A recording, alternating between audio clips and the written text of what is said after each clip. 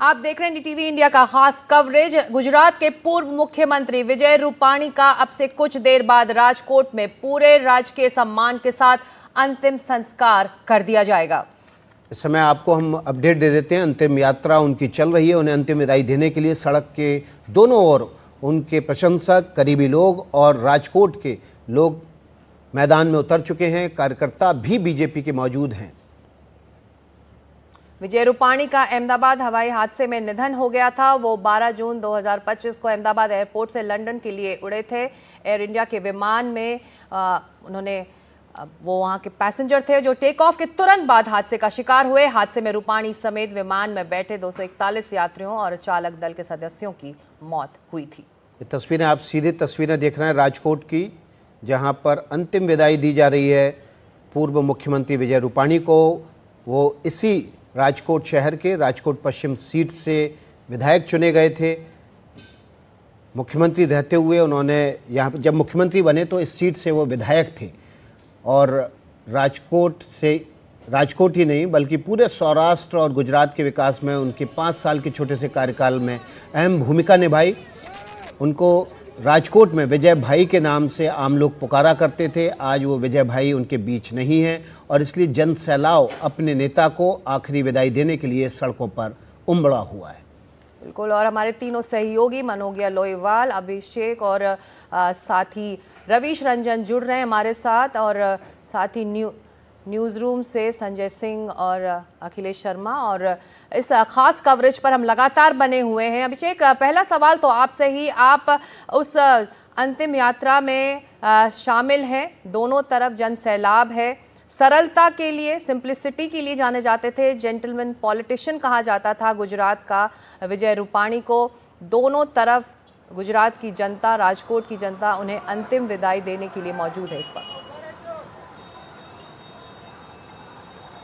जी, ज़ाहिर तौर पर जैसे मैं दिखाना चाहूँगा आपको कि ये जो जन सैलाब जो है, ये दृश्य ही काफ़ी है ये कहने के लिए कि यहाँ पर हर एक जो राजकोट का निवासी है वो कहीं ना कहीं अपनी एक कहानी है विजय भाई के साथ। जी हाँ, उनके हमारे लिए तो पूर्व मुख्यमंत्री है, लेकिन यहाँ के लोगों के लिए आप देख सकते हैं जो जन सैलाब मेरे पीछे है, लगातार लोग जो चल रहे हैं उनकी जो पार्थिव शरीर के साथ, और हर कोई सीनियर सिटीज़न कहे, बुज़ुर्ग महिलाएं कहे, बच्चे जो स्कूल ड्रेस में आके खड़े हैं फूल लेकर, जो अंतिम विदाई के साथ उन क्षणों को याद करते हुए कि कभी विजय भाई यही राजकोट की गलियों में चलते थे, आते थे, मिलते थे लोगों से। और सुबह से हम जिस तरीके से लोगों से बात कर रहे हैं, लोगों से समझ रहे हैं कि कभी भी जो इतने बड़े पद पर रहे, कभी उन्होंने ये नहीं बताया कि मैं इतने बड़े पद पे कॉमन मैन की तरह उन्होंने ज़िंदगी जिताई है। और हर किसी का, चाहे वो बुज़ुर्ग हो, यंगस्टर्स हो, महिलाएं हो, सबकी समस्या का समाधान करते थे। और कहीं ना कहीं इसी के लिए जो कनेक्ट है उनका, वो दिख रहा है यहाँ पर ज़मीन पर। और हर कोई अपने घर से निकलकर यहाँ पर या फिर अपनी बिल्डिंग के ज़रिए लोग यहाँ पर पूरा का पूरा एक तरीके से कहे तो दृश्य बताएंगे आपको कि राजकोट का कोई घर में अभी नहीं बैठा है। सब रोड पर अपने विजय भाई को आखिरी सलाम करने के लिए, आखिरी श्रद्धांजलि देने के लिए ये उमड़ी है भीड़। और जिस तरीके से, और एक चीज़ बताना चाहूँगा, जो इंतज़ाम किए गए प्रशासन द्वारा वो भी सराहनीय है कि पूरा पुलिस महकमा और कहीं न कहीं वरिष्ठ अधिकारी रोड पर इस पूरे काफिले को देखते हुए कि कहीं कोई हताहत ना हो और सभी राजकोट के लोगों को अपने विजय भाई की अंतिम दर्शन मिल पाए, इसके लिए प्रशासन भी कटिबद्ध तौर से यहाँ पर जितनी तैयारियाँ की है आप देख सकते हैं। और साथ ही साथ हर कोई बच्चा, हर कोई बुज़ुर्ग, हर एक व्यक्ति जिन्होंने कभी विजय भाई को देखा होगा, उनके बारे में सुना होगा, उनसे मिले होंगे, कहीं ना कहीं जो दुखद निधन की खबर आने के बाद पूरे राजकोट में एक तरीके से शोक का माहौल था। हम लगातार उसको रिपोर्ट कर रहे थे, लेकिन आज जिस तरीके का दृश्य हम दिखा रहे हैं हमारे दर्शकों को, आंखें सबकी नम है। जी, एक तरीके से पूरा राजकोट में मातम पसरा हुआ है। जी अभिषेक, और कहीं ना कहीं आपके पास यही वो लौटेंगे। क्षण हमारे है और भी सहयोगी बने जिसके हुए लिए हैं। लोग- रवीश रंजन शुक्ला हमारे साथ बने हैं और ग्राउंड जीरो से मनोज्ञा लोईवाल भी बनी हुई हैं। मनोज्ञा ठीक उसी जगह है जहां पर विजय रूपाणी जी को अंतिम दर्शन के लिए रखा जाएगा। मनोज्ञा, आपके पास क्या अपडेट है? देखिए, अभी कुछ ही पलों में उनके पार्थिव शरीर को उनके घर तक लेकर आया जाएगा। यहीं पे जहां हम खड़े हैं उसके ठीक सामने उनका घर है। घर के अंदर कैमरास की अनुमति नहीं है, लेकिन घर के अंदर पूरा पूजन अर्चन होता है, क्योंकि जब भी जो अंतिम संस्कार होते हैं उसके पहले एक क्रिया होती है, एक प्रक्रिया होती है। उसके लिए पंडितों को बुलाया गया है, वो पूजन अर्चन होगा। अंतिम यात्रा के पहले भावभीनी श्रद्धांजलि भी नहीं है, ये एक ऐसी विदाई है जिसमें पूरा राजकोट शहर आपको सड़क पर नज़र आ रहा है। अगर मैं ये कहूँ कि यहाँ पर आपको दिख रही है ना ये तस्वीर, अगले आधे घंटे में यहाँ पर पैर रखने की जगह नहीं होगी, क्योंकि जैसे ही उनका पार्थिव शरीर यहाँ लाकर रखा जाएगा, यहाँ पर इधर फूलों की पूरी सज्जा की गई है उनको यहाँ पर, उनके पार्थिव शरीर को यहाँ पर रखने के लिए, तो ठीक वैसे ही यहाँ पर लोगों की अनुमति शुरू हो जाएगी उनको आने की। अभी गृह मंत्री अमित शाह की आने की बात है, उनके साथ साथ मुख्यमंत्री भूपेंद्र पटेल तो लगातार उनके साथ चल ही रहे हैं, केंद्रीय मंत्री CR पाटिल, गुजरात के होम मिनिस्टर हर्ष सांघवी। लेकिन बात इस समय मंत्री पद की नहीं है, बात इस समय उस कद की है जो विजय रूपाणी ने अपने जीवन में अचीव कर लिया है। और वो इतनी बड़ी बात हो जाती है क्योंकि जब कोई व्यक्ति जाता है ना, तो उसको बतौर पूर्व मुख्यमंत्री सम्मान देने के लिए सड़कों पर लाखों लोग नहीं आएंगे। वो तब आएंगे जब उन्होंने हर एक तरह से या किसी न किसी वजह से हर एक व्यक्ति को छुआ होगा। बतौर मुख्यमंत्री भले ही 2016 से उन्होंने अपनी इनिंग शुरू की हो, लेकिन मेयर, कॉरपोरेटर और 1971 से जिस बंदे ने राजनीति शुरू की हो, उस व्यक्ति का व्यक्तित्व किस तरह से कद और पद दोनों बढ़ा है, उसकी कल्पना कीजिए। बिल्कुल, रवीश रंजन भी इस वक्त हमारे साथ है। रवीश, आप इस वक्त हैं कहाँ और अंतिम संस्कार के लिए क्या वक्त तय हुआ है?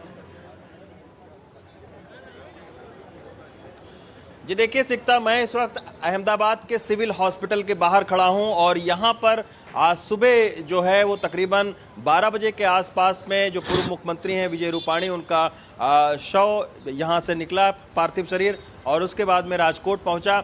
मैं ये अपडेट आपको दे सकता हूं कि यहां पर इस वक्त 99 जो बॉडीज़ हैं उनका DNA मिलान हो चुका है। उसमें से 47 जो डेड बॉडी है उसको उनके परिजनों को सौंप दिया गया है। 24 लोग जो हैं वो अभी उनको बुलाया गया है और उनको थोड़ी ही देर में डेड बॉडी दे दी जाएगी। ठीक है। दूसरी खबर ये है कि जो DNA की सैंपलिंग होती है, 230 ऐसे शव हैं जिनके DNA के जांच लिए गए हैं और प्रशासन का ये कहना है कि आज कल में जो है ज़्यादा से ज़्यादा शवों को उनके परिजनों को सुपुर्द कर दिया जाएगा। जी रवीश और मनोज्ञा हमारे साथ बने रहिए, अभिषेक अवस्थी भी हमारे साथ बने रहेंगे। हमारे साथ स्टूडियो में हमारे वरिष्ठ दो सहयोगी हैं, संजय सिंह और अखिलेश शर्मा। संजय सिंह का पहले रुख कर लेते हैं। संजय जी, आपने भी बड़े करीब से देखा जब वो राज्यसभा सांसद हुआ करते थे। विजय रूपाणी बनने में उनके उस 2 साल का अहम रोल है जब वो विधायक चुने गए राजकोट से, उसके बाद प्रदेश अध्यक्ष, मंत्री बने, फिर प्रदेश अध्यक्ष बने और फिर मुख्यमंत्री। ये सब कुछ 2 साल के अंतराल में हुआ और फिर जो 5 साल उनको मिले उसमें उन्होंने वो किया जो लंबे समय तक मुख्यमंत्री रहने के बाद भी कई नेता नहीं कर पाए। देखिए, विजय रूपाणी एक बैकग्राउंड कार्यकर्ता थे जिस समय में वो सांसद बने। उसके पहले मुझे याद है कि 2002 का जब चुनाव हो रहा था उसको कवर करने के लिए गए थे, मतलब हम सब वो घूमते रहते हैं। जब राजकोट पहुंचे थे तो लगा कि बीजेपी दफ्तर घूम करके, तब मैं प्रिंट में काम करता था, एक मूड पीस जिसको कहते हैं कि यहाँ पार्टी का कार्यालय में किस तरह का मूड है, माहौल है। तो वहाँ एक राजू भाई ध्रुव हुआ करते थे बीजेपी के, तो उन्होंने कहा कि विजय भाई से नहीं मिलेंगे, विजय भाई बैठे हैं। वो मुलाकात इतनी सहज और सरल थी कि, और उसके बाद जो चीज़ें उन्होंने मतलब क्षेत्र के बारे में, भाजपा के बारे में, मोदी जी उस समय मुख्यमंत्री हुए थे, किस तरह से वो काम आगे बढ़ता है। और फिर बात होते होते मुझे जब पता चला कि वो यहीं के और यहाँ इनका इतना प्रभुत्व है, तो एक बात आई कि आप चुनाव के प्रति आपका क्या वो रुझान है। कह नहीं, मैं चुनाव कहाँ, मैं तो मतलब पार्टी का एक कार्यकर्ता हूँ, जो काम है। और वहाँ वज्जू भाई बाला एक माने प्रमुख वहाँ के स्तंभ हुआ करते थे। वो सांसद के रूप में आपको संसद के गलियारे में मुस्कुराते हुए वो मित्रवत भाव, वो हर समय एक दोस्ताना सा भाव, सहज सी बातें, फिर उसके आगे वो मुख्यमंत्री हो गए तब भी एक सहज सा व्यक्तित्व, वही कारण है कि आज जो आप वहाँ की सड़कों पे जो दिख रहा है या उसके पहले से जो गम का एक माहौल दिख रहा है, जो कनेक्ट है, लोगों का भावनात्मक कनेक्ट है, वो सही वो लोग कह रहे हैं कि विजय भाई वो मुख्यमंत्री के रूप में नहीं, विजय भाई के रूप में जो हर घर से कनेक्ट है, हर व्यक्ति से कनेक्ट है।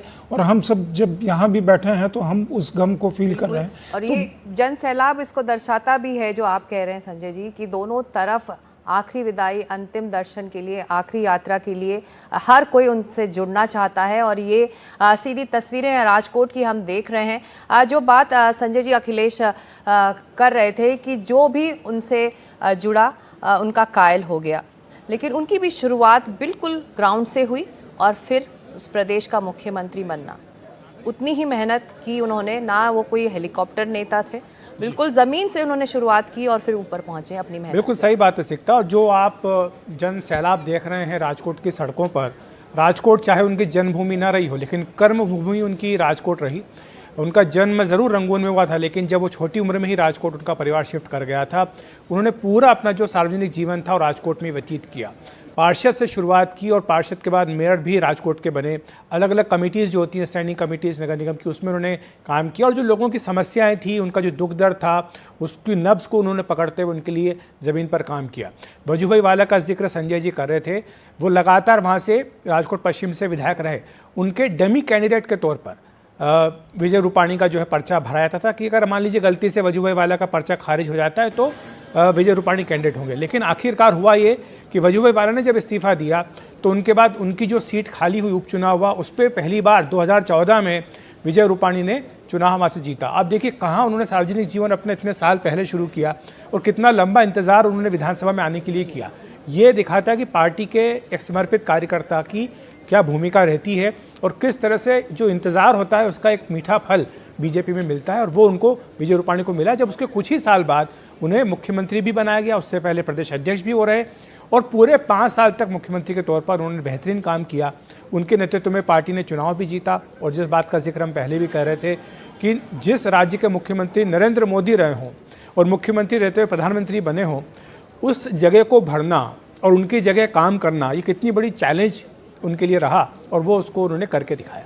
बिल्कुल, देखिए मनोज्ञा भी हमारे साथ बनी हुई है और अभिषेक भी बने हुए हैं। विजय रूपाणी की बात करें तो उन्होंने एबीवीपी से अपना करियर शुरू किया। उनकी पत्नी अंजलि भी एबीवीपी की कार्यकर्ता थी। दोनों ने प्रेम विवाह किया, उस दौर में किया जब प्रेम विवाह बड़ा मुश्किल होता था समाज में। और दोनों के बीच जो रिश्ता था वो इतना प्रगाढ़ था, मजबूत था कि मुख्यमंत्री बनने के बाद भी लोग ये जानते थे कि विजय भाई बिना अपनी पत्नी अंजलि से पूछे कोई काम नहीं करते हैं। हमारे साथ मनोज्ञा वहाँ ग्राउंड जीरो से जुड़ी हुई हैं। मनोज्ञा, कुछ और किस्से जो आम लोगों ने आपको वहाँ सुनाए होंगे अपनी रिपोर्टिंग के दौरान, अपने प्रवास के दौरान, जो आप दर्शकों से साथ साझा कर पाए।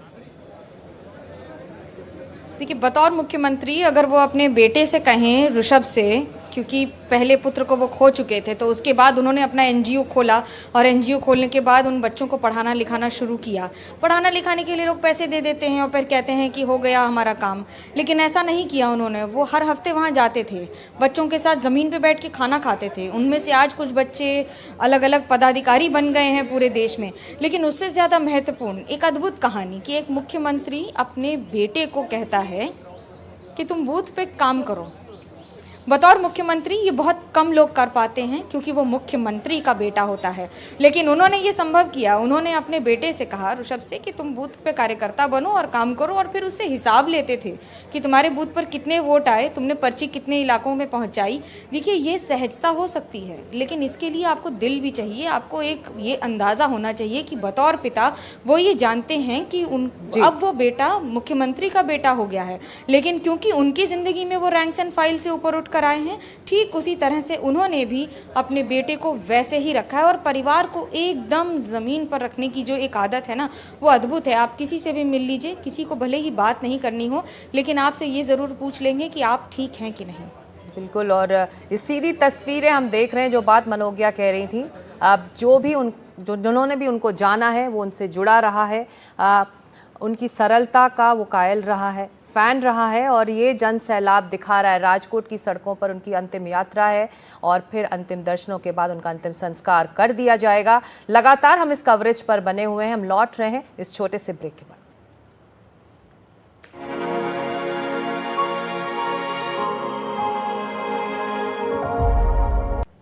और अब खबर उत्तर प्रदेश की, जहां के हरदोई में महिला की एक दबंगई सामने आई है। युवती ने पेट्रोल पंप पर कर्मचारी के सीने पर रिवॉल्वर तानी।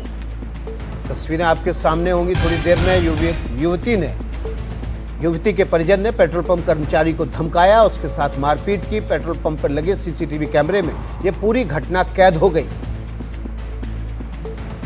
सीएनजी डालने के समय कार से उतरने को बोलने पर आग बबूला हुआ परिवार। पुलिस ने आरोपियों के खिलाफ अब मामला दर्ज किया है।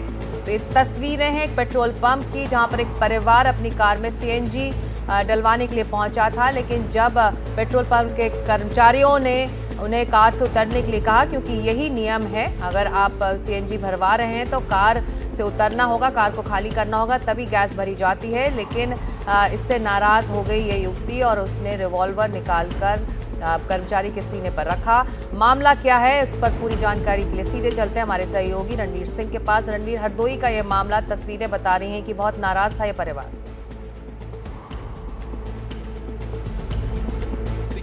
बेवजह की नाराजगी थी और बेवजह का गुस्सा दिखाने का एक ऐसा तमाशा किया गया इस परिवार की तरफ से। आप तस्वीरें देखिए, एक लड़की जो अपने माता पिता के साथ है, पिता गाड़ी में है, लड़की अपनी माँ के साथ बाहर है। जो सीएनजी पंप कर्मी है वो सिर्फ इतना कहता है कि गाड़ी से बाहर आ जाइए, क्योंकि प्रोटोकॉल है, सुरक्षा के लिहाज से, उनकी खुद की सुरक्षा के लिहाज से। और जो शख्स है एहसान खान, वो बाहर आता है, बहस करता है। बहस के बीच में लड़की और उसकी माँ भी आती हैं, वो दोनों भी बहस में शामिल होती है। और उसके बाद इतना गुस्सा उस लड़की को कि वो दौड़ के जाती है, रिवॉल्वर निकालती है, 32 बोर की रिवॉल्वर ला करके सीएनजी पंप के कर्मचारी पर तान देती है और कहती है कि इतनी गोलियां मारेंगे कि तुम्हारे परिवार वाले तुम्हें पहचानने से इनकार कर देंगे। तो जाहिर है कि एक पिता बगल में खड़े हैं, माँ बगल में खड़ी हैं, लेकिन दोनों ने अपनी बेटी को रोकने की कोशिश नहीं की। बेटी रिवॉल्वर तान रही है और माँ बाप खड़े वहाँ देख रहे हैं। अगर हम पूरी तस्वीर देखें तो देखने पर लगता है कि पहले पेट्रोल पंप के कर्मचारी ने उस महिला के बुजुर्ग बाप को धक्का दिया है और उसके बाद वो महिला जाकर रिवॉल्वर निकाल कर लाई है। देखिए, इस तस्वीर को थोड़ा और पहले से देखिए कि जो एहसान खान है वो गाड़ी में बैठे हैं, पेट्रोल पंप कर्मी हाथ दिखा के इशारा कर रहा है बाहर आने के लिए और बहुत गुस्से में एहसान खान बाहर आते हैं। क्या शब्दों का इस्तेमाल हुआ है ये हम नहीं जानते, लेकिन उसके बाद संभव है कि गालियां दी गई हो या कुछ भी ऐसा कहा गया हो, क्योंकि जो सीएनजी पंप कर्मी है उसके हाथों ने इशारा किया कि आप बाहर आ जाइए और उसके बाद ये कहासुनी शुरू हुई। कहासुनी किस स्तर की थी, ये ऑडियो अगर सीसीटीवी में होगा, पुलिस उसकी भी जाँच करेगी, पूछताछ करेगी, उसके बाद पता चलेगा। लेकिन चाहे अगर धक्का मुक्की भी हुई है तो किसी भी नियम के तहत हथियार निकाल के किसी पे तानना ये जायज़ नहीं है, ये लीगल नहीं है। और इसी वजह से पुलिस ने तीनों को हथियार तो रणवीर अपनी सुरक्षा के लिए ही होता है। अगर कोई बुजुर्ग बाप को धक्का दे रहा है तो ऐसी सूरत में हथियार निकालना गलत है क्या? देखिए, धक्का देना और किसी को जान से मारने की कोशिश करना, दोनों में बहुत फ़र्क है। और इस तस्वीर में मैं बार बार इसलिए कह रहा हूँ कि एक लड़की जो कि रिवॉल्वर निकाल के लाती है, इस तरह की नौबत अगर है कि कोई हथियार लेकर के सामने खड़ा है या कुछ ऐसा हो रहा है, और इस तरह की जो भाषा है कि इतनी गोलियां मार दूंगी, और आप उस तस्वीर में आप देखने की अगर कोशिश करिए तो पंप कर्मी ने क्या कहा था। पंप कर्मी ने सिर्फ इतना कहा गाड़ी से उतर जाइए, और उस बात पे कहासुनी शुरू हुई है। हालांकि पुलिस अभी पूछताछ कर रही है, जो हथियार है उसको रखा हुआ है, 25 कारतूस भी बरामद हुए हैं, लाइसेंसी रिवॉल्वर है, तो जाँच चल रही है। लेकिन फिलहाल पिस्टल निकाल के इस तरह से तानना ये फिलहाल कहीं से भी सही नहीं मामला है, जहां पर एक पेट्रोल पंप पर सीएनजी भरवाने के लिए परिवार गया था। उसके बाद पेट्रोल पंप के कर्मचारियों के साथ कहासुनी हुई है और ये तस्वीरों आप देख सकते हैं। युवती ने ये जो रिवॉल्वर है ताना कर्मचारियों के सीने पर। और क्या हुआ है पूरा मामला, क्यों ये नौबत आई, इसकी जांच अब पुलिस कर रही है। बढ़ते हैं अगली खबर की तरफ। हरियाणा में सोनीपत के खरखौदा में दिल दहला देने वाला मामला अब सामने आया है, जहां हरियाणवी म्यूजिक इंडस्ट्री में काम करने वाली शीतल नाम की मॉडल की बदमाशों ने हत्या कर दी है। मॉडल का शव जो है वो एक खाड़ा गांव के नज़दीक रिलायंस नहर से बरामद हुआ है। तस्वीरें आपके सामने। हरियाणा में मॉडलिंग करने वाली शीतल, जो कि एक फिल्म की शूटिंग के सिलसिले में हरियाणवी म्यूजिक वीडियो के फिल्म के शूटिंग के सिलसिले में निकली थी, लेकिन 24 घंटे तक वो घर वापस नहीं लौटी। उसके बाद उसकी बहन नेहा ने पुलिस में रिपोर्ट लिखाई, लेकिन बाद में शीतल का शव खांडा गांव के पास नहर से बरामद हुआ है।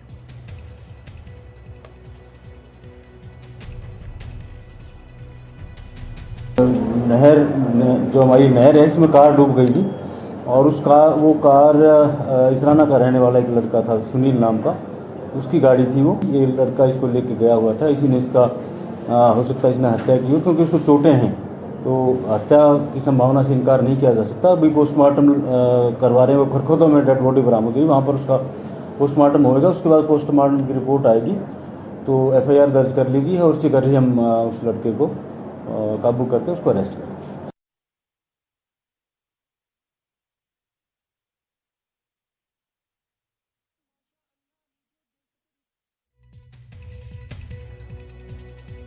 पूरा मामला क्या है आपको बताते हैं। मॉडल शीतल उर्फ सिमी चौधरी की हत्या हुई है। बदमाशों ने गला रेतकर हत्या को अंजाम दिया। हत्या के बाद लाश को नहर में फेंक दिया गया है। सोनीपत के खरखोदा की नहर से शव मिला है। 2 दिन पहले पानीपत से अपने घर के लिए निकली थी और एल्बम की शूटिंग के लिए शीतल आई थी और हाथ पर बने टैटू से शीतल की पहचान हुई है और उसका शव बरामद हुआ है। तो शीतल की हत्या के पीछे कौन है, ये भी सवाल बना हुआ है। उसके घर वालों के मुताबिक करनाल के एक होटल में वो काम करती थी। सुनील नाम के शख्स से शीतल की दोस्ती हुई। शक जताया गया है कि सुनील ही शीतल से शादी करने की बात को लेकर उसको लेकर गया था और सुनील पहले से भी शादीशुदा है। बाद में पता चला कि सुनील पहले से ही शादीशुदा है। शीतल ने सुनील से शादी करने से इनकार कर दिया था। तो सुनील के होटल में उसने काम करना बंद कर दिया, लेकिन सुनील ने शीतल का पीछा नहीं छोड़ा और शीतल से मारपीट की। गर्दन पर चोट आई। सुनील जबरन शीतल के साथ चलने के लिए कह रहा था। तो ये पूरी घटना है, जिसके बाद अब शीतल का शव बरामद हुआ है। अगली खबर जो है दिल्ली से जुड़ी हुई। दिल्ली के अशोक विहार में DDA की बड़ी कार्रवाई हुई है। जेलरवाला बाग में अतिक्रमण पर बुलडोजर की कार्रवाई हुई है। कई झुग्गियों को बुलडोजर से गिराया गया है। सुरक्षा के मद्देनजर भारी पुलिस फोर्स भी तैनात है। दिल्ली के अशोक विहार में DDA ने बड़ी कार्रवाई की है। अवैध झुग्गी झोपड़ियों को हटाया गया है। जेलरवाला बाग में अतिक्रमण को हटाने के लिए DDA ने बुलडोजर चलाया है। तस्वीरें आपके सामने हैं। अवैध निर्माण को हटाने के लिए दिल्ली के अशोक विहार के जेलरवाला इलाके में जेवरवाला बाग इलाके में अतिक्रमण हटाने के लिए बुलडोजर चलाया गया। बुलडोजर हटाने के बाद अवैध अतिक्रमण को पूरी तरह से खत्म कर दिया गया।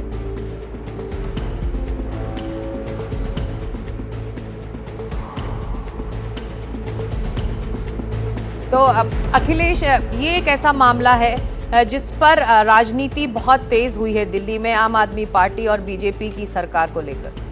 बिल्कुल, और जो आम आदमी पार्टी विपक्ष में उसको अब करीब 100 दिन हो चुके हैं, तो वो इसी बात को याद दिला रही है बीजेपी को कि आप जो वादा करके आए थे कि जहाँ पर झुग्गी वहाँ पर मकान देंगे, ये भी कहा था कि किसी झुग्गी को नहीं उजाड़ा जाएगा, लेकिन इस वादे का क्या हुआ? तो ये बार बार आम आदमी पार्टी की ओर से सवाल उठाया जा रहा है। दूसरी तरफ ये कहा गया है, इसमें आपको बता दें कि अदालत की भी बैकिंग है, जिसमें कहा गया है कि अगर आपके लिए कोई वैकल्पिक व्यवस्था नहीं होती है तो ज़रूरी नहीं कि आपको वहाँ से उजाड़ा ना जाए या आपको हटाया ना जाए, क्योंकि अगर आपने अवैध अतिक्रमण किया हुआ है, सरकारी ज़मीन पर कब्जा किया हुआ है, तो ये सरकार को अधिकार है हटाने का। ये बात ज़रूर एक मानवता के आधार पर पूछी जाती है कि क्या वैकल्पिक व्यवस्था नहीं होनी चाहिए थी, और इसलिए लगता है कि ये एक बड़ा राजनीतिक मुद्दा भी बनेगा। बिल्कुल, और देखिए इसमें कानूनी पहलू भी है, क्योंकि सुप्रीम कोर्ट के डायरेक्शन है इस मामले में, इसलिए एजेंसियां और ज़्यादा कड़ाई बरत रही हैं। बिल्कुल, अदालत का फैसला है। बिल्कुल, अदालत ने इस मामले में जीरो टॉलरेंस की पॉलिसी अपनाने के लिए कहा है। जी, अगली खबर की तरफ बढ़ते हैं, जो है मुंबई से जुड़ी हुई। नवी मुंबई में भारी बारिश से तबाही हुई है। नवी मुंबई में बारिश से दीवार गिर गई है। भारी बारिश से मुंबई की उड़ानों को लेकर भी अलर्ट है।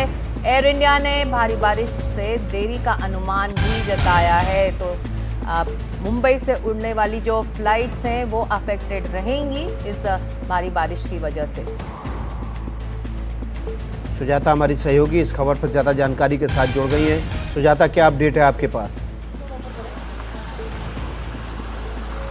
बिल्कुल, देखिए ये जो पूरी घटना है ये नवी मुंबई में हुई है, सेक्टर 17 में, और वहाँ पर जो है एक दीवार गिरने की वजह से कई वाहनों का नुकसान हुआ है, और जो कार और वहाँ पर 2 पहिया वाहन खड़े थे उनका भी नुकसान हुआ है। और साथ ही नवी मुंबई के साथ मुंबई में भी जोरदार बारिश हो रही है। इस समय हम जुहू बीच पर मौजूद हैं और यहाँ पर अगर आप देखेंगे तो पुलिस की बंदोबस्त जो है वो कराई गई है, और साथ ही क्योंकि हाई टाइड का समय है तो लोगों को अब जुहू बीच से हटा दिया गया है। जुहू बीच को पूरा तरीके से खाली कर लोगों को यहाँ से घर जाने के जो है निर्देश दिए गए हैं, क्योंकि हवा काफ़ी ज़्यादा है और पिछले 1 घंटे से मुंबई में कई इलाकों में, खासतौर पर उपनगर के इलाकों में भारी बरसात भी देखने को मिल रही है। तो ऐसे में ऑरेंज अलर्ट फिलहाल मुंबई के लिए जारी किया गया है। पहले येलो था, लेकिन अब इसे जो है ऑरेंज अलर्ट में तब्दील कर दिया गया है। जब ऑरेंज अलर्ट सुजाता जैसे इलाकों के लिए जो है सुजाता जब ऑरेंज अलर्ट होता है तो एहतियातन क्या दिशा निर्देश होते हैं आम लोगों के लिए?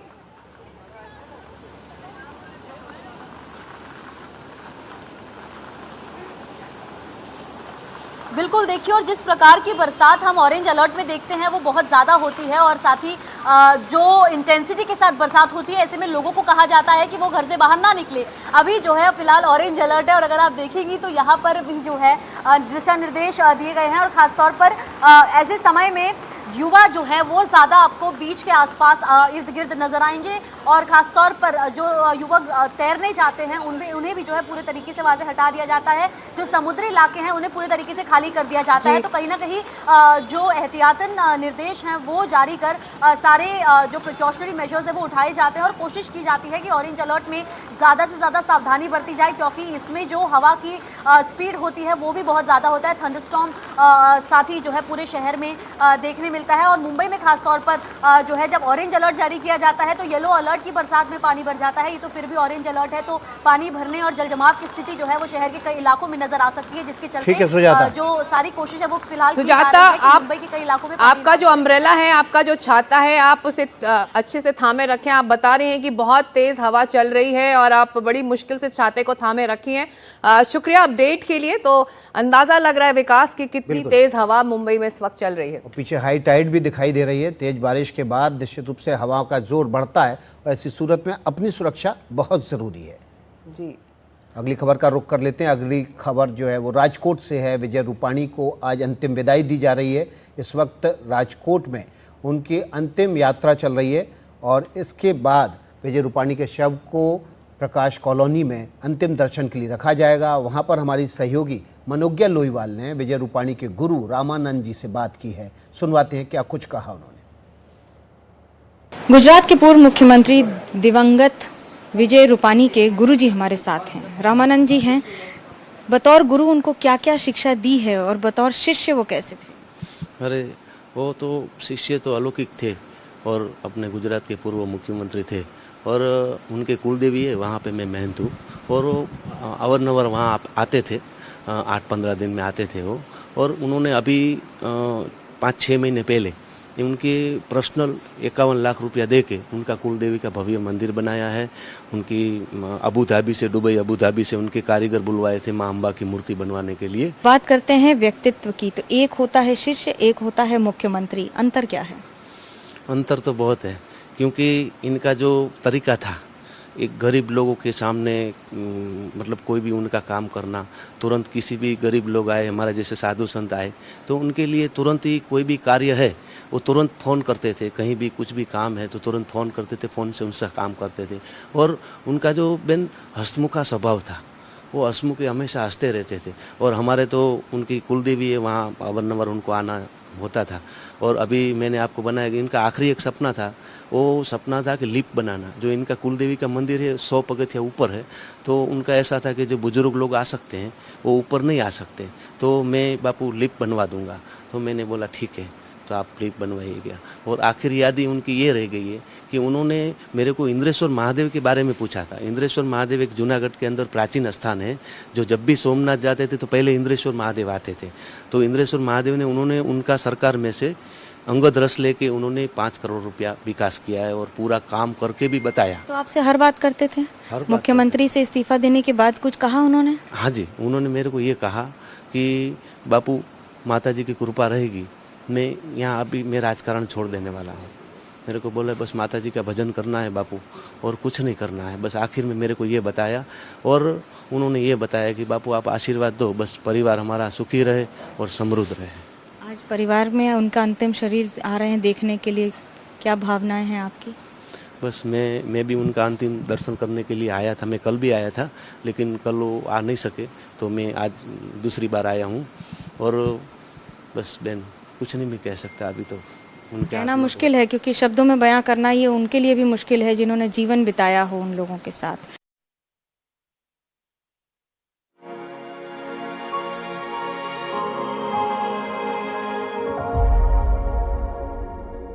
और इस वक्त एक और बड़ी खबर पर नजर डालते हैं। ईडी ने रॉबर्ट वाड्रा को फिर भेजा है पूछताछ के लिए समन। कल के लिए भेजा गया है ये समन।